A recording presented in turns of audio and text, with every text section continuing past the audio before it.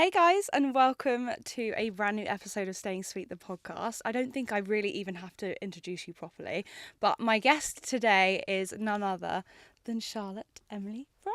Hello. Welcome. Thanks for having me. Welcome back to the podcast. Yeah, I'm excited to be here and we're in a professional studio. A lot has Feeling very changed, fancy. yes, since the last time you were on the pod, back in season 1. Can you believe how we are both still doing this? I know, two years later Crazy. since our last episode together. But yeah, we're going to be chatting all things social media and the landscape of all the platforms that we're posting on, how to kind of deal with it, become a creator, continue to be a creator in this current landscape, and also talk about the nitty-gritty side of things, so getting paid and knowing your worth in an industry that is pretty difficult sometimes. But we're going to talk about the highs and lows. I don't want it to all be negative. But yeah, firstly, introduce yourself a little bit more for anyone that doesn't know Charlotte. This is Charlotte. So I'm Charlotte Emily Price on social media. I would say overall I'm a lifestyle creator with a focus on body image, mental health, periods. But yeah, I do also post a bit of fashion and beauty here and there. So yeah, just basically my life, oversharing and hopefully helping other people feel like less alone in the struggles of life.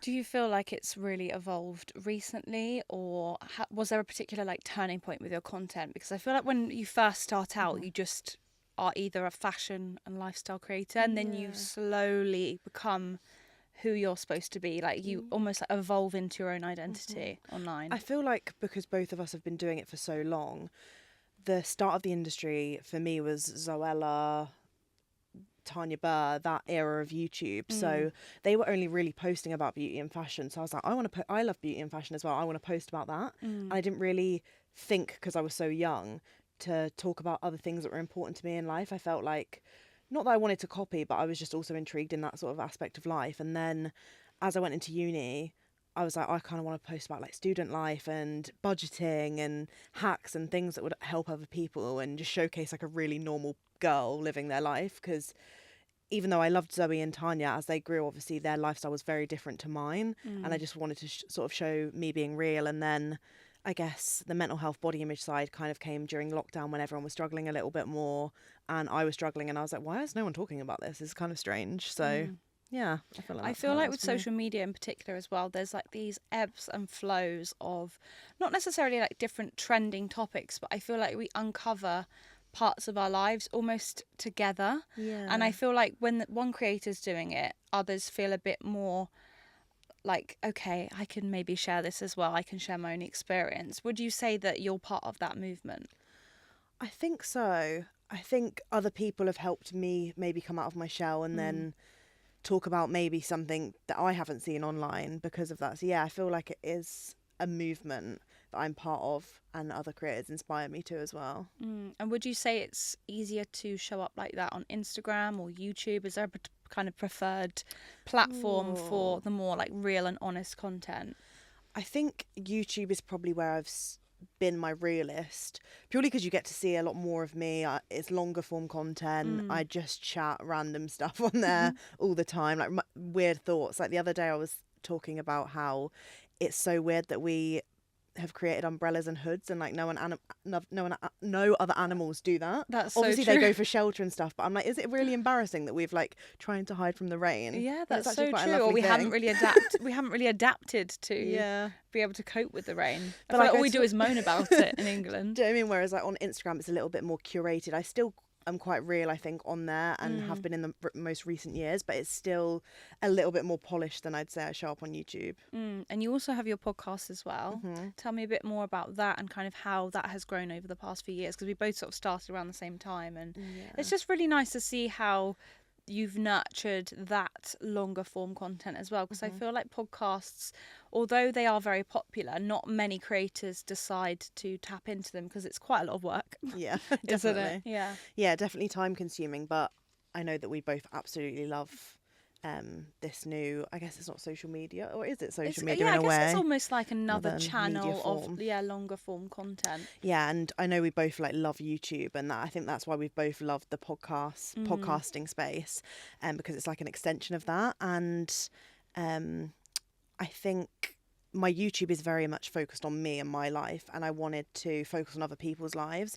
And I saw such a gap in the market in the podcasting space where everyone was interviewing celebs or professionals or experts already. And although I have interviewed experts in their fields, I kind of wanted to talk to just normal, regular people, things that they go through, things that people will be able to relate to. And on there we cover things like grief, a lot of period menstrual conditions that not many people know about, sexual health, mental health, well-being. Therapists have come on, and then we've had lighter topics as well, where people have talked about solo traveling and how to do that safely as a woman, and yeah, just a complete range of topics. But it's so nice to focus on other people's stories and get to know other people that you wouldn't usually sort of see online. How has it been getting those people involved? Because obviously I feel like when you're in the industry, you almost understand what's to be expected within a podcast. But when you've got someone completely new to it, maybe who's never spoken publicly before about what they're going through, how do you navigate that?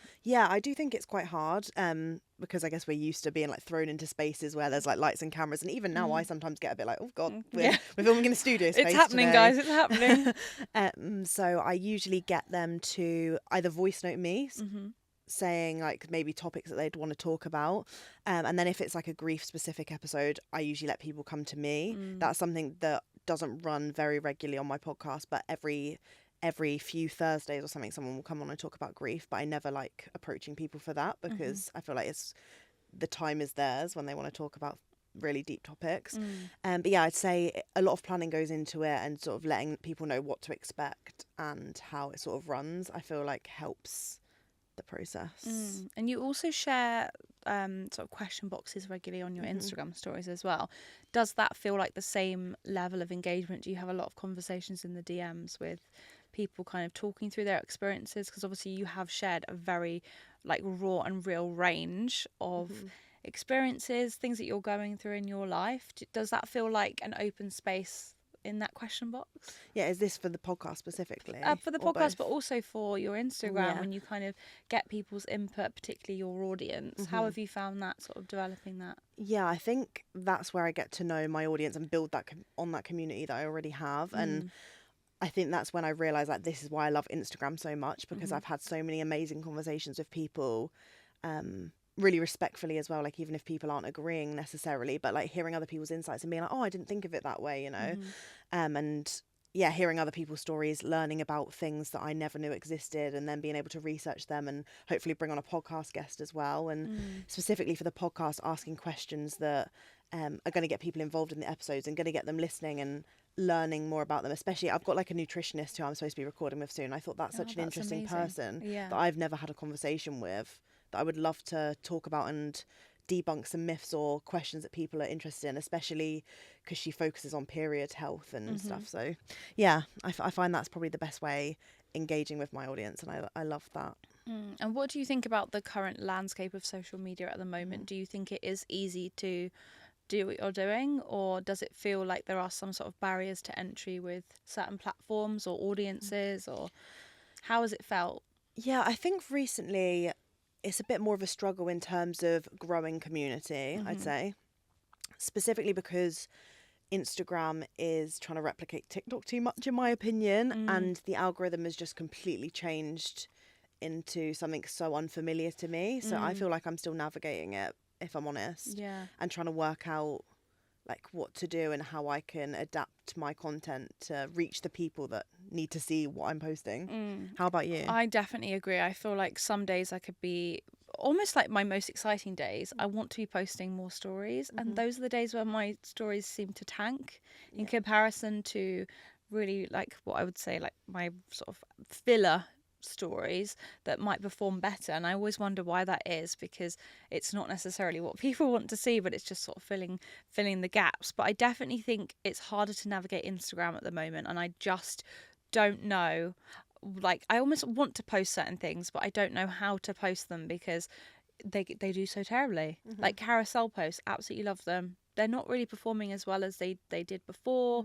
Feed posts, it's like, what do you put in the captions? Do you hashtag? Do you use keywords? And I feel like it's just so much in the strategy now that it's kind of becoming like this stressful. like this game that you can never win.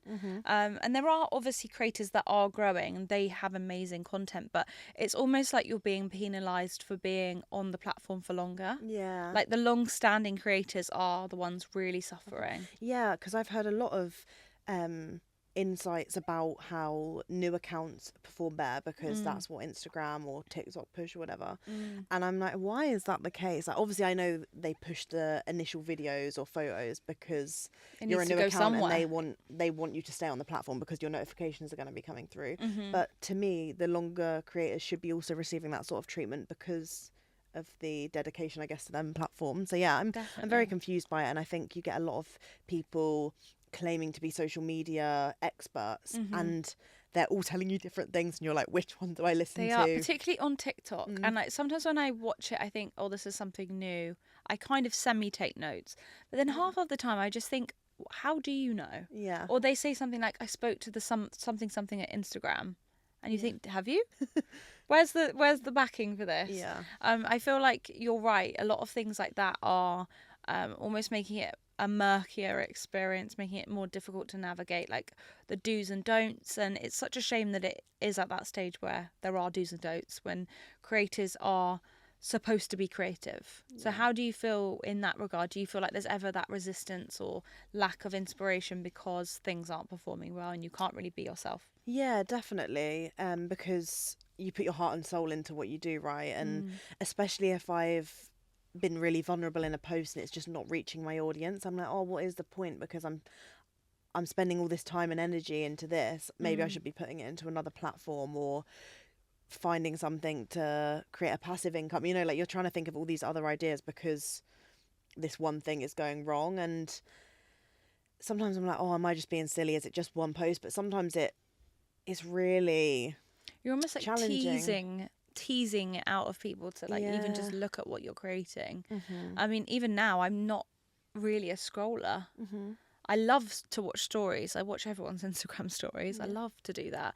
But is that something that's changed your user experience as well? Yeah, I can tell that I'm very much like scrolling, and I'm getting that, what is that? You know, when they're saying, make sure you hook someone in the first 3 seconds, otherwise they're scrolling past. And I feel like I'm definitely in that stage. And I know obviously I'm addicted to social media because it's my whole like livelihood, and it's something that I'm trying to get a better balance with. But yeah, I feel like stories are my favourite because I feel like I see the real life stuff on there and I connect with it a lot more. Definitely. And you just sometimes get shown random stuff you're not even interested in on your feed. I know you can remove it for 30 days or whatever, but it does keep cropping back and you're like, what is my feed? Where are all my friends and family and people I actually want to engage with? I still feel like there are a few things that need to be ironed out in terms of Instagram. But on a more positive note, I have noticed that the YouTube space is booming, and the sort of predictions that I've seen and read about are that long form content is coming back. Creators are deciding to move over in order to create a more long lasting relationship. They're looking at more opportunities to create like vlog style content. What are your thoughts on that and like the broadening of a new wave of vlog creators? Yeah, I'm here for that, to be honest, because I get so much more fulfillment from long form rather than short flicking through my phone. I consume long form content the most consistently throughout the day. You know, I'm washing up, there's a video there. I'm tidying my room, I'm like, oh, this is a 30-minute vlog, see what I can do in 30 minutes. You know, I use it in different parts of my days and then when I'm chilling in the evenings as well. So I feel like this is exciting that more creators are going to be on there. I get sad when I don't have any more videos that I'm watching. And again, I think it sort of replicates the transition from just beauty and fashion into realistic chats and conversations on YouTube as well. And I'm here for that, like getting to know someone on a more personal level. People definitely want that variety. And I'm exactly the same. I consume so much YouTube content to the point where it's like always in the background of something that I'm doing. If I'm not commuting and taking the train, I'm sort of doing it whilst I'm working away, which is a bit naughty, but yeah, sometimes it has to happen. Are there any creators that are inspiring you at the moment on YouTube, or anyone that you think people should go and check out? Oh, at the moment, I'm actually really liking Emma's Rectangle. Oh, not heard of her. I've followed her for years actually, and I just really like her style. She's got a very cool aesthetic house without it being sort of like a copy and paste of other people's. Like, it just looks so fun, and I love the way that she edits her videos. I know she puts lots of time and effort into it as well, which makes me want to watch it more. And same with Megan Short. I just find that they're both really great weekly vlogger creators, and they're my favourite style of content to watch. I don't know about you. Do you That's prefer so like a nice. daily or weekly vlog, a holiday vlog? I think so. It's weird because I enjoy watching other people's weekly and home life. That is definitely something that I love to consume. If someone is like has had the ability to make me almost addicted to their content, I almost expect the daily content or like the every other day. But I do love a long form weekly vlog. So I've watched Morgan Riddle for about like 2 years now. Her boyfriend's actually a tennis player, and although she has like quite a privileged position in sort of the career that she's found herself in, she's actually created a career for herself through authentically creating that long form YouTube content. And she really worked hard on, from the bat, like straight off, making sure she's editing really well. And she's got such a cool editing style that I'm forever inspired by her. And Amazing. you want to sit and watch it Yeah. rather than it's just in the background. It's definitely a creator that I love to just sit and watch from start to finish, and she's fantastic for that. I also really love Sienna Mirabella. She's like an old school like OG. She's around like the same time as like Alicia Marie Vlogs. Okay. Same era as that, but yeah, she's really cool, and she does a lot of like productivity videos and That's what I like. sorting out my life, and she's so dry in her humor. I absolutely love her. Like, I come back every week. She's great.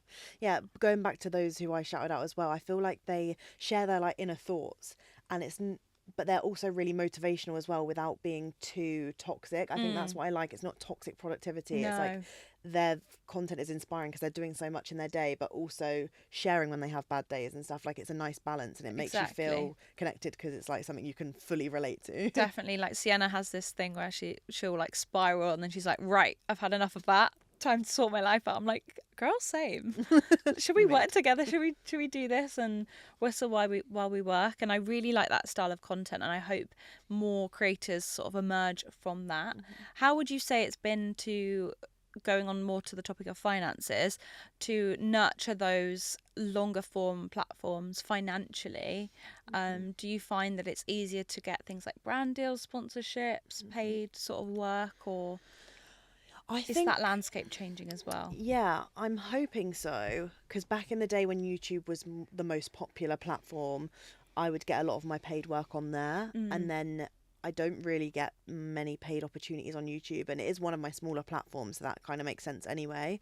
And same with my podcast. Like, I used to have a podcast with a few of my friends, and we'd have a couple of sponsors, but again, it was like back when long form was sort of popping off. But now, like you said, it's sort of accelerating back up to long form content being the most popular, and maybe it will change and there will be more payment being pushed into YouTube, but it's definitely where more money is because the content is longer to make and longer to edit and re-edit and amend, you know. I have noticed as well they've changed their monetization requirements. Okay. So I think one of the slight barriers to entry is if you haven't got the videos and the video views.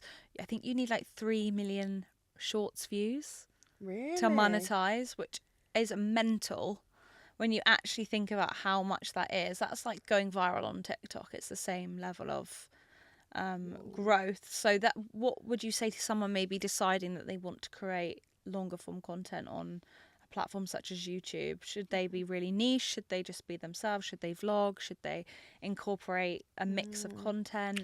Yeah, I think creating shorts, I think because YouTube will be pushing shorts, something that I need to get back onto. There was such a good routine where I was like uploading my shorts, like purposing my content from TikTok and Insta, but then I just got out the habit of it, which is so silly because you can schedule on there. So I should definitely be back doing that. So I would definitely recommend doing both, because I know YouTube as well had been paying a couple of people I know for uploading regular to kind of YouTube, encourage that. to encourage it. So yeah, I'd say post what you love and what you enjoy, because otherwise you're not going to be consistent if you're not enjoying what you're uploading.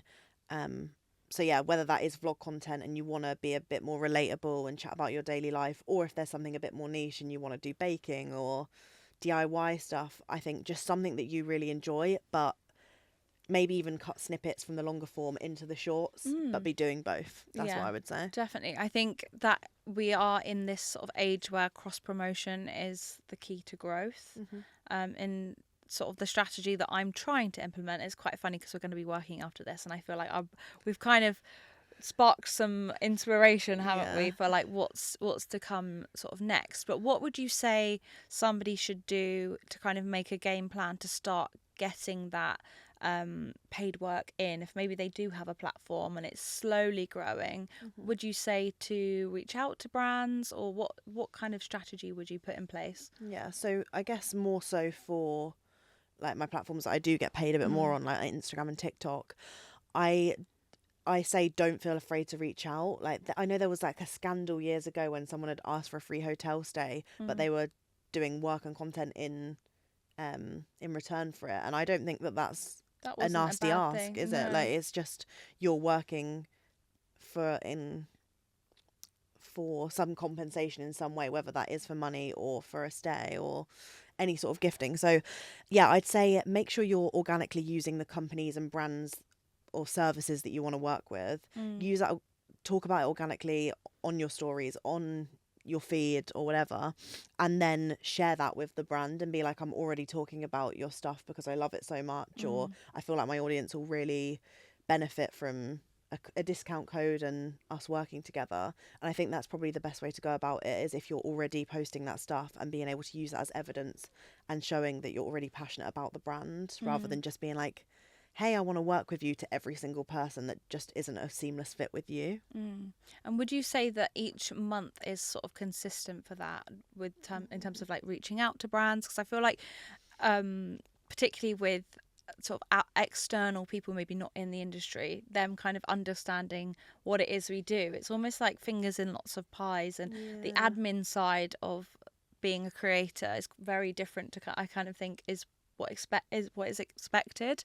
Would you say that is true? Has it been sort of difficult to kind of manage the admin side as well, and sort of organising those collaborations? And yeah, I mean, I have a management agency that do help me out and do a lot of the outreach, which is something that I really benefit from, because I guess don't have the time with the amount of platforms, like you said, fingers in all the pies. Like we both run our podcast solo pretty much, so that's producing it, editing it, promoting it, like all of it. So yeah, I'd say at the minute I feel like I'm running myself thin, because I'm like, which do I put all of my energy in? Do I touch a little bit into all of them, or do I just focus solely on one? Like, do you feel the same? I'm honestly always in between, doing it completely myself because I'm absolutely stubborn for some reason. Same. In my creative approach, I always feel like, is it bad if I get someone else to edit this, or if I outsource certain tasks? But I also haven't found the opportunity to like find that dream person. I think if I found maybe like a video editor, I know I would be more consistent on here, for example, and also on my vlog channel. But then there's an element of your own creative flair, and I look back at vlogs that I've edited and I think, oh my gosh, like I'm not a video editor, but I'm so proud I've done that and I've created that. Like I was looking back at my vlog channel yesterday and I've got like over 250 vlogs on there, and I think to sit down and edit all of those, that's quite a lot of work and a lot of hours, and it can be quite monotonous sometimes when you're literally listening to yourself speak all day every day, especially when you have a podcast. Yes. And you're like listening to the audio very like intricately. Do you think that it is hard to do all of that as well? Because I just feel like there's so many ways you could do it. You could outsource and you could do it yourself. What is better? Is there a better way? Yeah, I'm very much like you. I've always been very stubborn. I've had no one ever edit any of my content for me, ever. I think unless I've done a brand work and they've wanted to edit something specific. Yeah. So I think I would probably be thriving a lot more maybe if I did invest. Yeah. Because I'd be able to spend more time creating and then just handing the work over to someone else. But then I feel like you as well. I'm like, oh, do I feel like I'm cheating because someone else is editing for me? But it shouldn't be like that, because they're clearly better and more skilled than me in some areas. So I should just hand it over. But like you, I haven't found the right person. I have had conversations with people before, but yeah, maybe it's just finding that person yeah. that almost like knows what you're trying to create, because sometimes the vision isn't necessarily clear until you've created it and you're like, oh, I've done that. But then there are elements, for example, with my YouTube channel where I'm like, I would really love to make this better, but I don't physically hold the knowledge. So I have noticed as well, like when you look at sort of big CEOs, big creators, they have multiple people under them doing the little admin-y tasks. Like, for example, I think we both use Like to Know It. Do you use Like to Know It? I know somebody that literally is hired for a creator to do all their Like to Know It posts. So everything they share on their stories is pre-created by somebody else. Wow. And that is all ready to go. And obviously they're making a commission off of that. So they're almost able to hire that person in the first place because they're generating that income. So it's all these streams of revenue that are a product of hiring somebody else. So it's like, to what extent do you take the risk? Yeah, I was going to say it's risky. How do you know? With Instagram and TikTok, where I'm getting most of my paid work, I don't want to source someone for that because that's what I enjoy editing a lot, like short form content, whereas the longer is like more monotonous. I still enjoy it, but it just is so time consuming where I could be like creating and working on something else. So yeah, if I was monetizing my podcast and YouTube a lot more, then maybe I would, but it's just hard to invest, I think, when you aren't seeing like the reward straight away. Yeah, and also but you should, when you're a smaller creator, like starting out, it can be hard to feel like, is this going to take off? I mean, I've been in this industry for 10 years this summer, which is nuts to think. I started this 10 years ago and my accounts aren't massive, but I'm still going. But maybe that is a product of my own stubbornness, and who knows, like maybe I just need to hire somebody and see where that takes me. But do you think that's a conversation that you often have with yourself about like where to go next and strategy? And obviously you have management as well. Tell me a bit more about that, because I feel like for you guys listening, you might think, what is that, or how can I incorporate that into what I'm doing? So agency wise, I connected with my management because my manager had been watching me for years, or for a few years. So I really liked that because I was like, my style, what brands I would want to work with that feel like a right fit and align with me, first off, rather than just someone random. Because I've spoken to other management agencies, and even though they've been lovely, they might not specifically cater for what I'm looking for. And I think that's maybe a mistake that a lot of creators make, that they feel like they need management or an agency, and if they're just managing your emails, I don't think you need them, personally, unless you're really bad at emails and hate them. That's kind of me. I quite like my emails, I'm not gonna lie. Like, I love doing emails. I get to a point where it's all organized, and then I'll have like maybe 1 or 2 bad days, or I'll go a week away for a press trip and I come back and it's carnage, and I'm like, oh no, help. I don't know what to do here. But yeah, I think for me personally, I think management should be doing a lot more than managing your emails. If they're getting like a percentage cut of what you get. So my management agency get 20% of whatever money I make. But they're also outreaching. So like I said earlier, if I've posted something on my story, like I really like this brand, they'll be like, oh, Charlotte's already talking about this, send over my stories and whatever, and hopefully something comes out of it, whether even that's a meeting just to get to know the brand a bit more and the team or whatever. I also love my management because they have an office and I can actually go and see real life people rather than just working at home alone. That's what I really like, and I can bounce ideas off of them. I feel really comfortable because they've created such a safe space that you can pop in and have that engagement. So I feel like a lot of things as well, when you are a creator, you are literally solo. You are me, myself and I, and it can be such a lonely experience. Even going to things like events, you might be like busy in that moment, but when you come home, it's you at the end of the day, and how you create that kind of keeps things going. And I think if you're looking specifically to go down maybe a TV or film route, there are agencies that can help you sort of migrate into those areas, which I know my agency does for some people who are interested in that kind of thing, because they have connections. Connections is the big thing, right, with agencies. You want them to help you with finding new people that you have no idea, or have like a massive directory of emails within the industry. So yeah, again, I think that's probably my top 3, like outreach, connection, and a safe space. And would you say that within your sort of own contacts book, because you've got people that you've met at events, at different various things. Do you keep a log of that? Because I definitely have like a little contacts book, a little spreadsheet. Yeah, I love a little spreadsheet. I love a list. Yeah. So yeah, I have a spreadsheet of everyone that I've ever worked with, whether that is just for gifting opportunities, PR, showrooms, stays, like a list of everyone I think I've ever worked with, just so I've got that on record in case I ever need to get in touch. And could you tell me any management red flags for anybody who might have been approached and is thinking about it and wants to make sure they're making the right decision? Oh, I think my top red flag would be concealing information. I like being involved in the process of getting to know the person who works on the team or the team in general. So being looped into emails, being sent my invoices, being involved in the conversation, knowing exactly what's going on, or even if there's a mistake, like I don't mind people saying, oh, I've messed up, I'm really sorry about this, rather than concealing that as well and not knowing everything that's going on. So I think that's probably my biggest red flag when it comes to management, making sure that they're super transparent and honest with you, rather than trying to cover mistakes or being a bit shady. Definitely. And what you said as well about finding somebody that matches what your vision is and knows what you're looking to achieve, because I feel like it's like hiring an employer. You know, you're working together to create something, and it only benefits them as well to do it well and to do it correctly. So I feel like that's a really good sort of well-rounded response. Is there anything else that somebody tapping into this creative space can do to better themselves, give them a better chance at being successful? Oh, I think saying yes to everything that comes your way within reason.